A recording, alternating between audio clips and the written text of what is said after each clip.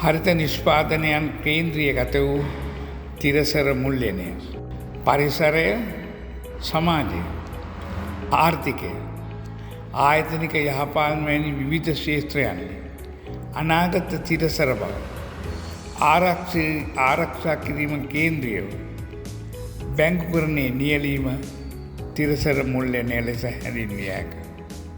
විශේෂයෙන් වර්තමානයේ බැංකුකරුවන් තිරසර බැඳුම් කර නිකුත් කිරීම, ඒවායේ මුදල් ආයෝජනය කිරීම, තිරසර මුල්‍ය උපකරණ හරහා අරමුදල් රැස් කිරීම, තිරසර මුල්‍යකරණය සඳහා නව විසඳුම් ලබා දීම වැනි සියලු කටයුතු වලින් බැංකුකරුවන් තිරසර මුල්‍යනයේ ලියදී ඇත.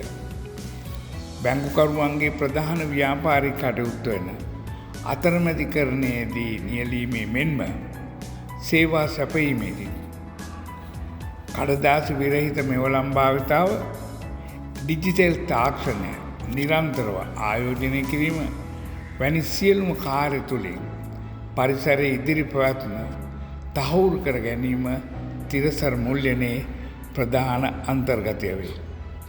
විශේෂයෙන් තිරසර මුල්‍යනයේ නියමුවා ලෙස කටයුතු කරන්නේ ශ්‍රී ලංකා මහා බැංකුවයි.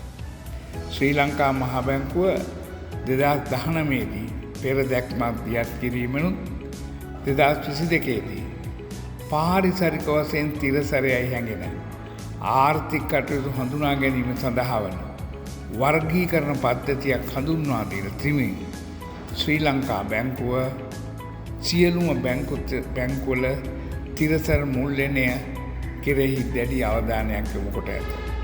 ශ්‍රී ලංකා මහා බැංකුව සහ සියලුම වාණිජ බැංකු එකතුව මෙම තිරසර මුල්‍යයට අදාළ මෙම කටයුතු වලට ලැබුණු පැසසුමක් වන්නේ ජාත්‍යන්තර වේදිකාවේ 20 වෙනි සමාජිකයාට පත්වීමට ශ්‍රී ලංකාව සමත් වීමයි.